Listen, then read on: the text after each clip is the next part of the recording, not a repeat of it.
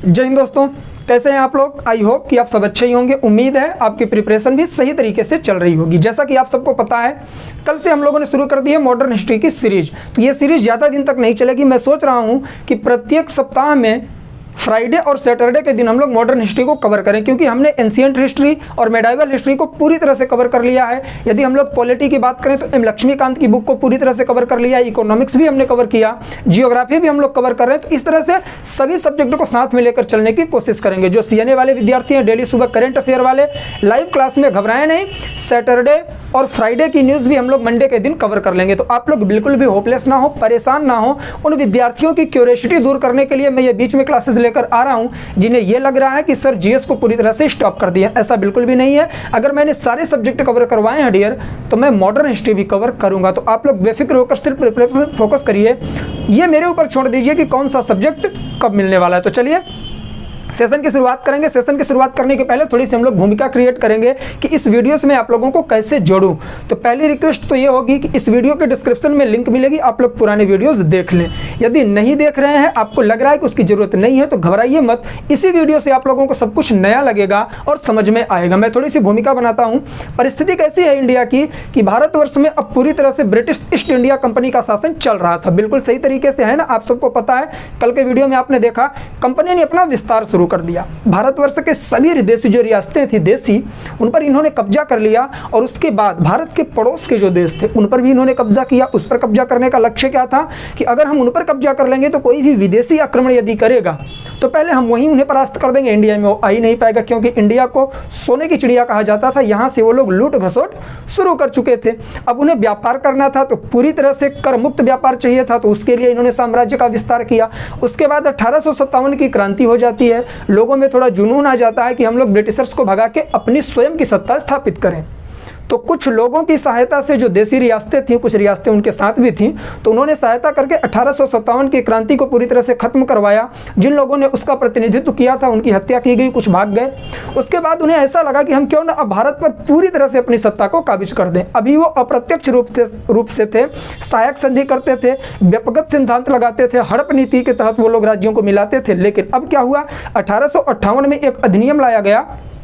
उस अधिनियम के तहत अब भारत के संपूर्ण साम्राज्य में, जिसे ब्रिटिश ईस्ट इंडिया कंपनी का क्षेत्र कहा जाता था, अब उसे ब्रिटेन का क्षेत्र कहा जाने लगा। और उस पर सत्ता किसकी काबिज हो गई, महारानी विक्टोरिया की। जी हाँ, विक्टोरिया को 1858 के अधिनियम के बाद ही भारत की साम्राज्ञी घोषित कर दिया जाता है। अब हम लोग इस शब्दों में कह सकते हैं कि भारत पूरी तरह से ब्रिटिशर्स का गुलाम हो चुका है। जी हाँ, वो विस्तार भी कर चुके हैं, अपनी सत्ता भी स्थापित कर चुके हैं। अब भारत में जो लोग पपेट बिठाते थे ना, कठपुतली नवाब वगैरह, उन्हें हटाकर अब ये स्वयं सत्ता संभालेंगे। देखिएगा, बहुत ही शानदार वीडियो होगा। ठीक है, उसके बाद क्या होता है, व्यापार करने के लिए उन्हें क्षेत्र का विस्तार करना पड़ रहा है। साथ ही साथ यदि देखें कि 1857 की क्रांति के बाद लोगों में राष्ट्रवाद की भावना उठ रही है, तो उसे खत्म करने के लिए इन लोगों ने बहुत सारे बदलाव भी किए हैं। तो आइए इन्हीं सारी चीजों के साथ हम लोग वीडियो की शुरुआत करेंगे, शानदार तरीके से समझेंगे। उम्मीद है कि आप लोग भूमिका को समझ गए होंगे। ठीक, अब क्या होगा, जब ये विस्तार कर चुके हैं तो भारत में जो देसी रियासतें हैं उनके साथ इन्होंने क्या बर्ताव किया, इसके बारे में हम लोग जानेंगे।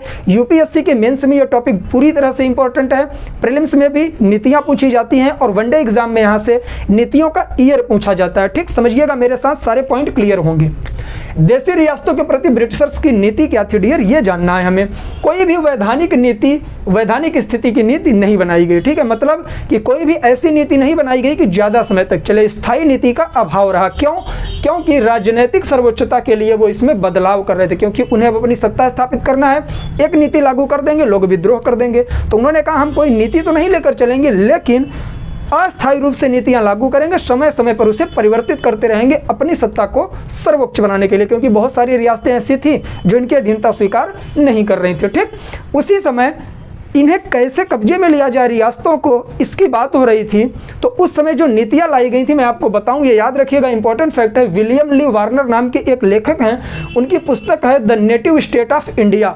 The native state of India में उन्होंने बताया कि भारत के रियासतों के साथ कैसा व्यवहार किया जाए, उसके लिए 3 नीतियां उन्होंने बताई, वो जानेंगे। और लास्ट में एक इंपॉर्टेंट नीति आपको चौथी मिलेगी, समान संघ की नीति, वो भी समझेंगे। 15 से 20 मिनट दीजिएगा, सारे पॉइंट क्लियर कर दूंगा मैं। ठीक है, चलिए। घेरे की नीति, 1765 से 1813 ईस्वी तक क्या चली? घेरे की नीति चली। ये घेरे की नीति क्या है डियर, आइए जानते हैं। यह कंपनी के राजनीति का शैशवा काल था, मतलब नई नई कंपनी क्या थी, सत्ता में आई थी, ब्रिटिशर्स के अधीन हुआ था सब कुछ, है ना। अभी ध्यान दीजिएगा, इस समय शासन नहीं चल रहा है विक्टोरिया का, क्योंकि कंपनी राजनीति कर रही है, राजनीतिक रूप से सर्वोच्च हो रही है।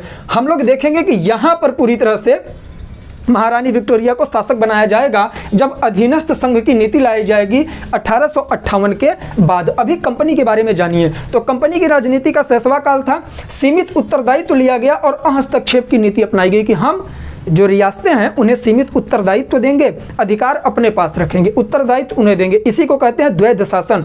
द्वैध शासन लाया गया और अधिकारों और दायित्वों को अलग कर दिया गया। बिल्कुल आपको मैं बता चुका हूं पिछले वीडियोस में भी। हस्तक्षेप की नीति का मतलब यह है कि हम आपके अंदर कोई भी हस्तक्षेप नहीं करेंगे, आपको जैसे शासन चलाना हो चलाइए। लेकिन ये ब्रिटिशर्स हम लोग कहें तो इतने गए गुजरे इंसान थे, कभी भी अपने बात पर टिके नहीं, है ना। उन्होंने क्या किया, इसका उल्लंघन किया। और सबसे बड़ी चीज कि अधीन स्टेट के पास इन्होंने बफर स्टेट बनाना शुरू कर दिया। मतलब जिन स्टेट्स पर, जिन रियासतों पर इनका अधिकार हो गया था, उसे सुरक्षित करने के लिए उसके अड़ोस पड़ोस की जो रियासतें थी उन्हें बफर स्टेट के रूप में यूज किया। बफर इन द सेंस कि वहां पर सैनिकों का जत्था इकट्ठा किए रहते थे कि यदि कोई आक्रमण करेगा हमारी इस रियासत पर तो हमारा बफर स्टेट उसे रोक देगा। तो बफर स्टेट कई बार पूछा जाता है कि क्या है, तो एक रियासत की सुरक्षा करने के लिए या फिर एक राज्य की सुरक्षा करने के लिए दूसरे राज्य को मजबूत करना, ठीक है, बॉर्डर की तरफ। लेकिन आप लोग देखिए, जैसे बंगाल इनके लिए प्रमुख था, मैंने आपको बताया था बंगाल पर इन्होंने अधिकार कर लिया था। सहायक संधि के बाद, सॉरी इलाहाबाद की संधि के बाद जो 1765 में हुई थी, किसके साथ हुई थी, तो वो जो मैं आपको बताऊं उस समय के जो मुगल बादशाह थे उनका नाम क्या था, माइंड से निकल रहा है, शाह आलम द्वितीय, ठीक है। उनके साथ इन्होंने क्या किया था, इनको साथ इन्होंने सहायक संधि की थी, इलाहाबाद की संधि, और बंगाल, बिहार और उड़ीसा की दीवानी इन्होंने प्राप्त कर ली थी। तो बंगाल प्रमुख हुआ करता था, तो बंगाल पर मराठों के आक्रमण का खतरा था। तो इन्होंने अवध के साथ संधि करके क्या किया, अवध को बफर स्टेट बना दिया कि अगर कोई भी अटैक होगा हम अवध के माध्यम से पराजित कर देंगे मराठों को, बंगाल तक वो पहुंच ही नहीं पाएंगे। बहुत ही शानदार है, समझते चलिएगा।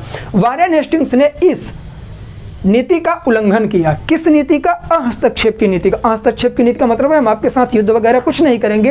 कैसे, अवध के लिए वारेन हेस्टिंग्स ने रोहेला में युद्ध लड़ा, मैंने रोहेला युद्ध भी आपको पढ़ाया है।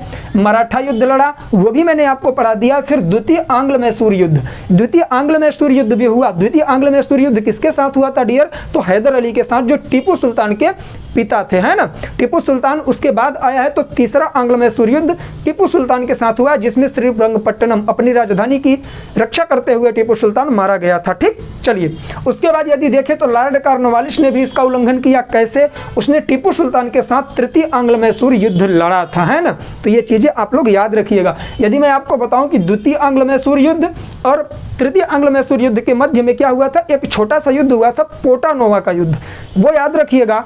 उसी में हैदर अली की मृत्यु हो गई थी, है ना, हैदर अली की मृत्यु हो गई थी पोटानोवा के युद्ध में, वो चीज आपको याद रखना पड़ेगा, ठीक। उसके बाद टीपू सुल्तान से युद्ध होता है किसका, लॉर्ड कॉर्नवालिस का। लॉर्ड हम लोग इन्हें नहीं कह सकते क्योंकि इन्होंने हमारा बहुत शोषण किया है, ठीक। बाकी हिस्ट्री की वजह से मैंने यहाँ लिख दिया, आप लोग समझ लेंगे, ठीक। आगे बढ़ते हैं। अपनी स्थिति को मजबूत करने के लिए इन्होंने लगातार हस्तक्षेप नीति का उल्लंघन किया, ये मैंने आपको बता दिया। कैसे, पहले किसने किया, वारेन हेस्टिंग्स ने किया, रोहेला का युद्ध लड़ा, मराठों के साथ युद्ध लड़ा, और साथ ही साथ इन्होंने हैदर अली के साथ द्वितीय आंग्ल मैसूर युद्ध लड़ा, जिसमें उन्हें पराजय मिली थी। और उसी पराजय का बदला लेने के लिए इन्होंने क्या किया कि लोगों को आपस में, जैसे सिंधिया थे, भोसले थे, उनको इन्होंने मिलाया और उसके अगेंस्ट कर दिया। किसके, हैदर अली के। तो पोटानोवा में अचानक से ये लोग अटैक कर देते हैं और उसकी मृत्यु हो जाती है हैदर अली की, ठीक है। हैदर अली की मृत्यु रोग की वजह से हुई थी, युद्ध में नहीं मारा गया था, ये पॉइंट याद रखिएगा, ठीक है। जब वो पराजित हो जाता है, आत्मसमर्पण करने की स्थिति में आ जाता है, तो मानसिक रूप से वह प्रताड़ित हो जाता है कि हमारा इतना सम्मान सब कुछ था, ब्रिटिशर्स हमसे छीन रहे हैं, तो उसकी इसी वजह से हत्या हो गई। आप कह सकते हैं कि हार्ट अटैक से हत्या हो गई उसकी, ठीक। चलिए, फिर टीपू सुल्तान बना था और इसे तृतीय आंग्ल मैसूर युद्ध में पराजित कर दिया गया। किसके द्वारा, लॉर्ड कॉर्नवालिस के द्वारा। तो ये सारी चीजें हैं, इन्होंने हस्तक्षेप की नीति अपनाई लेकिन उसे बिल्कुल भी फॉलो नहीं किया। आइए आगे बढ़ते हैं। दूसरी नीति आती है अधीनस्थ पृथक्करण की नीति, जो 1813 से 1858 ईस्वी तक चलती है। क्या हुआ इसमें ब्रिटिश औद्योगिक नीति चली, उसके लिए मुक्त व्यापार की नीति लागू की गई। ब्रिटिशर्स ने औद्योगिक नीति लागू कर दी, औद्योगिक क्रांति उसी समय हो गई थी। औद्योगिक क्रांति का मतलब यह है कि भारत में जो हमारे क्या थे, बुनकर वगैरह थे ना, वो कपड़े बनाते थे, ठीक है, चरखे के द्वारा। गांधी जी के साथ आपने देखा होगा चरखा, है ना। तो उन्होंने क्या किया कि यहाँ के उद्योगों को बंद करवा दिया। और यहाँ से रॉ मटेरियल ले जाते थे इंग्लैंड, ब्रिटेन में, और ब्रिटेन में कंपनियों में ये लोग कपड़े बनाते थे और वही कपड़ा लाकर भारत में बेचा करते थे। तो औद्योगिक नीति आई, व्यापार करते थे, तो व्यापार में क्या होता था, एक राज्य से दूसरे राज्य में जाने के लिए टैक्स लगता था डियर, है ना। तो टैक्स को खत्म करने के लिए, मुक्त व्यापार की नीति अपनाने के लिए इन्हें युद्ध वगैरह भी करने पड़े, तो उसे हमने कहा अधीनस्थ पृथक्करण की नीति, ठीक है। कब्जे के लिए क्षेत्र विस्तार और युद्ध की नीति इन्होंने अपनाया। यदि हम कब्जा करेंगे तभी तो हम मुक्त व्यापार कर पाएंगे। आप मानिए आपका एक गांव है या फिर आपका एक शहर है, आप दूसरे शहर में जा रहे हैं, आपका टोल टैक्स लग रहा है, ठीक है, आपको भी टैक्स देना पड़ रहा है। यदि आप उस शहर पर भी अधिकार कर लें, अपने पड़ोस वाले गांव पर भी, शहर पर भी, और उससे आप व्यापार करें, तो कभी आपको टैक्स देना ही नहीं पड़ेगा, क्योंकि आप दोनों के मालिक हो गए। तो इन्होंने भी यही नीतियां अपना, युद्ध किया और क्षेत्र विस्तार की नीति इन्होंने शुरू कर दी। किस वजह से? ब्रिटिश औद्योगिक नीति के कारण, मुक्त व्यापार करने के लिए। अब यहां देखिएगा तीनों पॉइंट आपको मिलेंगे। सहायक संधि, सहायक संधि के माध्यम से इन्होंने संबंध विच्छेद करवा दिया रियासतों के मध्य। सहायक संधि की सबसे बड़ी जो क्या थी, शर्त थी डियर, वो क्या थी कि आप हमारे साथ संधि करिए, हम आपकी सहायता करेंगे, लेकिन बिना हमारे सहयोग के आप किसी अन्य रियासत के साथ कोई भी अपना संबंध नहीं बनाएंगे और उनके किसी भी व्यक्ति को यहाँ पर शरण नहीं देंगे। आप युद्ध आदि भी नहीं कर सकते बिना हमारी इजाज़त के, और आपको हमारी एक सैनिक रेजिडेंट, सेना की एक टुकड़ी रखनी पड़ेगी अपने खर्चे पर। देखिए कैसी नीतियाँ खेल रहे हैं ब्रिटिशर्स, लोगों की भावनाओं के साथ खेल रहे हैं, उनके आत्मसम्मान को पूरी तरह से ठेस पहुँचा रहे हैं, और लोगों को मजबूरी बस करना पड़ रहा है, क्योंकि आपस में दो भाई लड़ रहे हैं। तीसरा आया, बोला भाई मैं तेरा सपोर्ट करूंगा, अपने बड़े भाई को मार दे, तो उसने मार दिया। और जब उसने सपोर्ट किया और वो जीत चुका है, तो जायज़ सी बात है वो शर्तें रखेगा और इन्हें माननी पड़ेगी। तो यही चीज हुई इंडिया के साथ, ठीक है। और इसके तहत संबंध विच्छेद हो गया। मराठों के साथ कई तोड़ में इन्होंने क्या किया, पूरी तरह से संधियां कर ली, उन्हें भी आपस में मिला लिया। राजपूतों पर, जो राजपूतों का शासन था, उस पर भी इन्होंने कब्जा कर लिया। किसके तहत? सहायक संधि के तहत, ठीक। उसके बाद हड़प नीति, आप जानते हैं व्यपगत सिद्धांत, ठीक है, जिसको आप क्या बोलते हैं, हड़प नीति। हड़प नीति का मतलब यह था कि यदि आपका कोई भी वंशज नहीं है तो आप किसी को गोद लेकर अपना उत्तराधिकारी नहीं बना सकते हैं। यह नीति इन्होंने लागू की थी। तो इसके तहत भी बहुत सारी रियासतें मिलाई गई। कल के वीडियो मैंने आपको बताया था कि सहायक संधि में कितनी रियासतें मिली और हड़प नीति के तहत कितनी रियासतें मिलाई गई, तो वो सब पूछी जाती हैं किस सन में मिलाई गई। कल का वीडियो देखिएगा, आपका क्लियर हो जाएगा। चलिए तीसरी नीति पर आते हैं, अधीनस्थ संघ की नीति 1858 से 1935। अब क्या होगा डियर कि 1857 की क्रांति हो चुकी है, ये लोग अवध को भी मिला लिए थे, है ना, कुप्रशासन का आरोप लगा के। तो वहाँ के लोग भी विद्रोह कर दिए, सेना में विद्रोह हो गया। अगर हम मेरठ की बात करें तो मेरठ की बैरकपुर छावनी में क्या हुआ, मंगल पांडे ने विद्रोह कर दिया कारतूस की वजह से। तो इस तरह से क्रांति धीरे धीरे भड़क गई। कल के वीडियो में या परसों के वीडियो में जो अब नया 2 वीडियो आएंगे ना, उसमें हम लोग 1857 की क्रांति को कवर करेंगे। आप लोग परेशान मत होइए, ठीक। पूरी यूपीएससी का सिलेबस में कवर करवाऊंगा, आप लोग मेरे साथ बने रहिए बस। तो होता क्या, ये परिस्थिति ऐसी है कि इन्होंने अधिकार तो कर लिया, नीतियां वगैरह खूब थोप दी सबके ऊपर, तो लोगों ने विद्रोह कर दिया। लोग विद्रोह क्यों करते हैं? जब उनके सम्मान का पूरी तरह से क्या होता है, ठेस पहुंचती है, उसका हरण होता है, चीरहरण हो गया, बिल्कुल। तो लोगों ने विद्रोह किया। 1857 की क्रांति में इनके दांत खट्टे हो गए, ऐसा लगा कि भारत अब हमें भगा देगा। तो कुछ लोगों ने इनकी सहायता की। यही तो है, इंडिया में 1857 में ही हमारा भारत आज़ाद हो जाता ब्रिटिशर से, लेकिन जो 1857 की क्रांति थी उसे कुशल नेतृत्व नहीं मिल पाया। संगठनात्मक तरीके से ये लोग अटैक नहीं कर पाए, टुकड़ियों में अटैक करते थे, इस वजह से इन्होंने पराजित कर दिया। और हमारे ही देश के कुछ लोगों ने, कुछ रियासतों ने उनका सपोर्ट भी किया। तो उससे इन्हें सीख मिल चुकी थी। इन्होंने क्या किया, अब नीतियां बदलने लगे। 1858 मैंने आपको बताया एक नीति आई, और उसके तहत इन्होंने क्या कहा कि अब गोद लेने का सिद्धांत मैं आपको फिर से वापस दे रहा हूँ, आप गोद ले सकते हैं। आपको पूरी तरह से कब्जे में नहीं लिया जाएगा, आपको श्रेष्ठ वरीयता प्रदान की जाएगी। हालांकि इसको उन्होंने फॉलो नहीं किया, लोगों को लॉलीपॉप देना शुरू किया, ऐसे समझिए आप लोग, है ना। 1857 की क्रांति से प्रभावित होकर, डर के, इन लोगों ने विवश होकर क्या किया, ब्रिटिशर्स ने देशी रियासतों को श्रेष्ठता देने की कोशिश की, जिससे कि वो हमारे पक्ष में आए। तो आइए समझते हैं क्या है ये अधीनस्थ संघ की नीति, ठीक।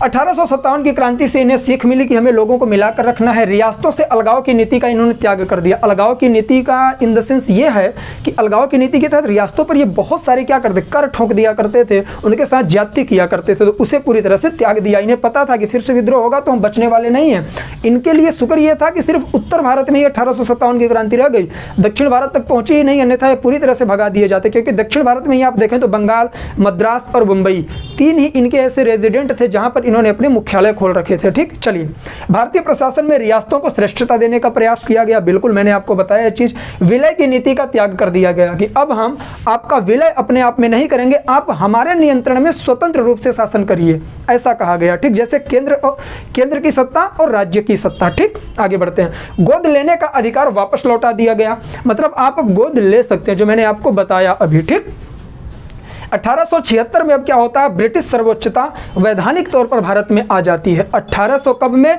76 में ब्रिटिश सर्वोच्चता पूरे भारत में आ जाती है वैधानिक तौर पर, कि अब जितनी भी रियासतें हैं उन पर हमारा नियंत्रण होगा और यहाँ की भारत की महारानी होंगी कौन, विक्टोरिया। देखिए यहाँ पर मैंने दिया है, विक्टोरिया अब भारत की साम्राज्ञी घोषित हो गई। राजनीतिक एकीकरण की प्रवृत्ति अपनाई गई कि जितनी भी रियासतें हैं सबको राजनीतिक तौर पर अब मिला लिया जाए, ये नीति अपनाई गई। तो उम्मीद है आप लोग इतना समझ गए होंगे। ठीक, लास्ट में मैं रिवीजन भी करवाऊंगा। फिर आती है समान संघ की नीति, जो 1935 से 1947 तक चलती है हमारे भारतवर्ष के स्वतंत्रता तक। ठीक, क्या हुआ, भारतीय राष्ट्रवाद परिपक्व हो चुका था। देखिए हुआ क्या, 1857 की क्रांति से तो ये लोग उबर गए, लेकिन उसके बाद इन्होंने जातियां बढ़ाई। आप सबको पता है जलियांवाला बाग हत्याकांड हुआ, बहुत सारी चीज़ें ऐसी हुई, लाला लाजपत राय की हत्या की गई और असेंबली में बम फोड़ा गया, बहुत सारी चीज़ें ऐसी हुई। आज़ाद भगत सिंह, सुखदेव, राजगुरु, इन सबको फांसियां दी गई। क्योंकि देखिए राष्ट्रवाद जब उग्र हो जाता है ना, तो उसी को हम क्या कहते हैं, क्रांति कहते हैं। ठीक है, तो अपने देश की रक्षा के लिए, ब्रिटिशर्स को यहाँ से भगाने के लिए हमारे लोग जो यहाँ के थे वो सक्षम हो चुके थे और पूरी तरह से आंदोलन चला रहे थे। गांधी जी के जैसे व्यक्तित्व था, बहुत सारे आंदोलन चलाए जा रहे, चंद्रशेखर आज़ाद, भगत सिंह, सब लोगों ने अपना अलग अलग दायित्व निभाया भारत की आज़ादी में। तो उनसे क्या हुआ, जो राष्ट्रवाद था भारतवर्ष का परिपक्व हो गया। पहले ये लोग क्यों जीत जाते थे, क्योंकि किसी भी व्यक्ति में राष्ट्रवाद नाम की चीज़ थी ही नहीं। जो हमें रोटी देगा उसी का हम क्या करेंगे, सेवा करेंगे, ये भारतवर्ष में चल रहा था। इसी वजह से इन्होंने शासन किया, फूट डालो और राज करो, है ना। लेकिन अब लोग सक्षम हो गए, शिक्षित भी हो गए कुछ लोग, तो उन्होंने जागरूकता फैलानी शुरू की और जागरूकता फैलाने में सबसे ज़्यादा सहयोग जिसका मिला वो था प्रेस। प्रेस के माध्यम से, प्रेस का मतलब प्रिंटिंग प्रेस। ठीक है, जो पेपर वगैरह आते थे, मैगजीन वगैरह लाई जाती थी। बाल गंगाधर तिलक को आप ले लीजिए, आप ले लीजिए पंडित जवाहरलाल नेहरू को ले लीजिए, इनके पिताजी को ले लीजिए नेहरू जी के, तो इन सब ने क्या किया, पूरी तरह से क्रांति फैला दी। और अब राष्ट्रवाद हमारा परिपक्व हो चुका है, तो इन्होंने क्या कहा कि यार ऐसे तो इन पर हम विजय नहीं प्राप्त कर पाएंगे, ये हमें भगा देंगे। तो उन्होंने क्या किया, संवैधानिक सुधारों की सहायता ली। अब हम क्या करेंगे, बहुत सारे संवैधानिक सुधार लाएंगे और भारतीयों को भी उसमें स्थान देंगे। कौन, ब्रिटिशर्स ये चीज़ सोचने लग गए। लेकिन भारतीयों ने कहा नहीं, हमें पूरी तरह से पूर्ण स्वतंत्रता चाहिए, पूर्ण स्वराज्य की मांग होने लगी। आपको पता होगा 1930 का अधिवेशन जो लाहौर में हुआ था कांग्रेस का, वहीं से क्या किया गया था, पूर्ण स्वराज्य की मांग की गई थी। ठीक है, तो ये चीज़ें आपको नोट डाउन करना चाहिए, आगे मैं सब पढ़ाऊंगा। ये तो अभी ये है कि रियासतों के साथ इनकी नीतियाँ क्या थी स्वतंत्रता तक, ये मैं बता रहा हूँ, तो आप लोग परेशान मत होइएगा, सब मिलेगा। ठीक, फिर इन्होंने विवश होकर 1935 में भारत शासन अधिनियम पारित किया और इसके तहत राज्यों का संघ बनाने की बात की गई कि अब हम राज्यों का एक संघ बनाएंगे। और मैंने यहाँ पर यह सिंबल क्यों दिया है, क्योंकि इसे इन्होंने फॉलो ही नहीं किया। राज्यों का संघ बनाने की बात तो की, लेकिन इसे इन्होंने फॉलो नहीं किया। 1835 की क्रांति, अगर हम लोग अधिनियम की बात करें, भारत शासन अधिनियम की, तो उसमें बहुत सारी चीज़ें ऐसे आई कि हमारे स्वतंत्रता के बाद भी भारतीय संविधान जब बनाया जा रहा था तो बहुत सारी नीतियों को 1935, माफ़ करिएगा 1935 की मैं बात कर रहा हूँ, 1935 के भारत शासन अधिनियम से बहुत सारी चीज़ें ली गई हैं। तो आप लोग इसे ध्यान रखिएगा। इसी में क्या हुआ था, अखिल भारत की बात की गई थी। ठीक है, अखिल भारतीय साम्राज्य की बात की गई थी। तो ये सारे पॉइंट ऐसे हैं जो डायरेक्ट पूछे जाते हैं। ठीक, चलिए, क्रिप्स मिशन, वेवेल योजना, कैबिनेट मिशन, माउंटबेटन योजना, बहुत सारी योजनाएं, बहुत सारे मिशन लाए गए जो बिल्कुल भी सक्षम नहीं हुए। भारतवर्ष के राष्ट्रवादियों के अंतर्गत ये पूरी तरह से नष्ट नाबूद कर दिए गए। उन्होंने कहा कुछ भी करो भैया, तुम हटो यहाँ से, अब बस हमें पूर्ण स्वतंत्रता चाहिए, हमें खुद का संविधान चाहिए, हम संविधान सभा का गठन करेंगे, खुद का संविधान बनाएंगे, तभी हम मानने वाले हैं। तो ये विवश हो गए। फिर 1947 में इन्होंने क्या किया, माउंटबेटन योजना लेकर आए। ठीक है, और माउंटबेटन योजना को हम लोग कहते हैं भारतीय स्वतंत्रता अधिनियम। तो माउंटबेटन योजना के तहत ब्रिटिश सर्वोच्चता की पूरी तरह से समाप्ति हो गई भारतवर्ष में और अब भारत पूर्ण रूप से स्वतंत्र हो गया। तो हमने ये देखा आज के वीडियो में कि जब भारत में इन्होंने विस्तार किया, देशी रियासतों पर अपना अधिकार किया, तो किस तरह से देशी रियासतों के साथ इनका बर्ताव रहा। पहले इन्होंने क्या किया, हड़प की नीति चालू की। फिर इन्होंने हड़प नीति के पहले इन्होंने सहायक संधि चलाई कि लोगों को आपस में मिलाया, उनकी सहायता के बदले उन पर अधिकार करने लग गए। गए, उत्तरदायित्व और अधिकार अलग अलग कर दिए, है ना। द्वैध शासन की प्रणाली आई, उसके बाद हड़प नीति आई, हड़प नीति के बाद विलयगत सिद्धांत आया, विपगत सिद्धांत। सारी चीज़ों के बावजूद जब लोगों में राष्ट्रवाद की भावना उठी, 1857 की क्रांति हुई, तो इन्होंने अपने नीतियों में चेंजेस किए। अब हम इनका शोषण तो करेंगे लेकिन तरीके से करेंगे, लॉलीपॉप खिला के करेंगे हम लोग, है ना। लॉलीपॉप का मतलब है कि कुछ नीतियाँ ऐसी ले आए कि रियासतों को ये लोग खुश करने लग गए। आगे चल के जब लोग शिक्षित हुए, महात्मा गांधी जी ने नेतृत्व संभाला, बहुत सारे महानुभाव आए और उन लोगों ने मिलकर राष्ट्रवाद छेड़ दिया कि हम भारत के प्रति राष्ट्रवादी होंगे, भारत के प्रति अपना समर्पण करेंगे, ये विदेशी लोग हमारे ऊपर आकर शासन कर रहे हैं, इन्हें हम यहाँ से भगाएंगे। तो यही सारी नीतियों के तहत राष्ट्रवाद का उदय हुआ और पूरा भारतवर्ष हमारा 1947 में आज़ाद हो गया। तो आज के वीडियो में आपने सब कुछ समझ लिया है। अब हम लोग अगले वीडियो में बात करेंगे इनकी नीतियों ने किस तरह से लोगों को प्रभावित किया, इनकी आर्थिक नीतियाँ क्या थी, उपनिवेशवाद का काल क्या था, ये सब कुछ हम लोग समझेंगे और कोशिश रहेगी कि अगले फ्राइडे को फिर आपको ये वीडियो मिले, ठीक। बाकी जैसे डेली आप लोग सुबह 7 बजे लाइव आते हैं, सीएनए की क्लास मिलेगी, आप लोग उसे कवर करते रहे। आप लोग ओपिनियन जरूर दीजिएगा कमेंट बॉक्स में कि मैं इस तरह से फ्राइडे और सैटरडे को मॉडर्न हिस्ट्री लेकर चलूं या नहीं, ये आप लोगों के ऊपर मैं छोड़ रहा हूं। यदि आप लोगों का आंसर नहीं आएगा तो मैं उसी तरह से सीएनए की क्लास को कंटिन्यू करता रहूंगा। तो चलिए आज के लिए बस इतना ही। उम्मीद है कि वीडियो पसंद आया होगा। यदि पसंद आया है और आप लास्ट तक रुके हैं तो लाइक और शेयर जरूर कर दीजिएगा और अपने दोस्तों को बताइए कि एक ऐसा प्लेटफॉर्म है यूट्यूब पर जहां कोई भी पैसा नहीं लगता, एक भी रुपए नहीं लगता और वो बंदा हमारे ही बीच का है और हमारे लिए काम कर रहा है। आप लोगों का सिलेक्शन ही हमारी जीत है। तो उम्मीद है सब कुछ आपको पसंद आ रहा होगा। मिलेंगे नेक्स्ट वीडियो में, तब तक के लिए जय हिंद, जय भारत, बाय बाय। आप लोग खुश रहिए, मस्त रहिए, प्रिपरेशन करिए।